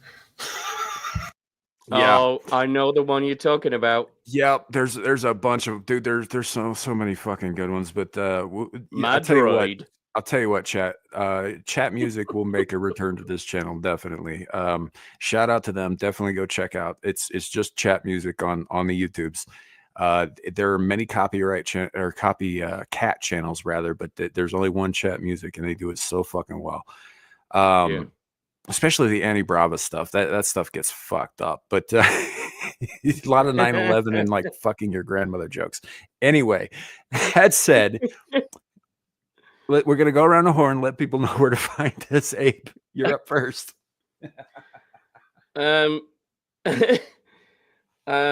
you'll usually find me on Tommy's channel Tuesdays, Wednesdays, and Thursdays for gaming, talking bollocks. Then you'll find me again on the pub, hopefully next week. Presuming that everyone recovers from their colossal hangovers. And then I'll be on Tommy's again for Anime After Dark on Saturday as well. And then I'll be back here. All right. Good deal. Sasquatch, I know you busy. Yeah, what you baby. got coming up? All right, so tomorrow I have the blast radius 8 p.m. Eastern. That's where me and Captain Curmudgeon go over the heinous shit that's been going on this week and laugh at it and point a lot. We have on Tuesday the Naughty Corner with AJOT, where we look at what cops and bad people do and point at it and laugh at it a lot. Wednesday, I think I'm gonna have something going down with Lawyer Chick. Not 100% certain. Something to do with immigration updates and stuff. Don't know. We did a debate a while back, which apparently came across as me abusing two retarded women. I lost 3 subscribers and had like 4,000 people in chat. So I'm like, I don't know what to tell you. What the fuck? Hey, dude, I came out with my opening statement and everyone agreed with it. And I said, well, I think we're done here. I saw that debate. That was rough. It was a fucking trash fire. Dude, I just kind of gave up. Didn't you stop it suddenly? In the after show, no one questioned me at all. They questioned everyone else on panel and other people that came up after the fact. Not a single person approached me with any form of question whatsoever. Yeah. I was in the chat for that one. Yeah. It should have been better. It should have been better. Those women kept saying, I feel. Then next, let's see. I'm hoping to have a Sasquatch Shills Thursday, but I don't know who's it going to be yet. And that's really all I got here, usually. Yeah. Right here. Saying all the things. Those things that I say, like send me money. Yeah. Me too. BTK, if this was a Naughty Corner episode, I think we should try and get a mirror on more often.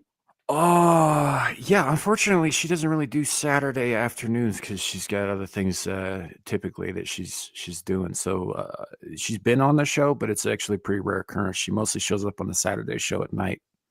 Yeah. So, but so we probably won't see her too much on the Saturday shows here. But Friday shows at night. Sorry. Thanks everybody for coming. As far as myself, if she goes live, speaking of Amira, I will be over there tonight. No confirmation on whether or not she is yet. So, maybe not. If not, I'm probably going to be fucking playing video games and trying not to piss myself, still laughing at the Rilf comment. That aside, on Monday I'll be over on Adam the Renaissance Nerds channel for Mellow Mondays, where we'll be geeking out about nerd shit and generally just having a nice calm stream. Sweet.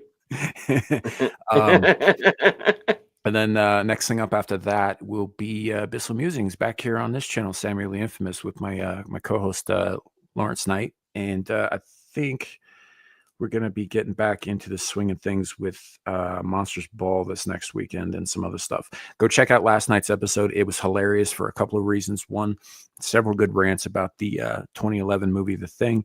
And number two, I found out right before we started this show that Larry was pretty much sleeping the entire time. So every time he sounds like he's coherent, he's not awake. So, it was, as it turns out, he was pretty much asleep for the whole show. Doesn't remember any of it. It's really fun. So, holy shit. He made some really good points too, which is why it's shocking.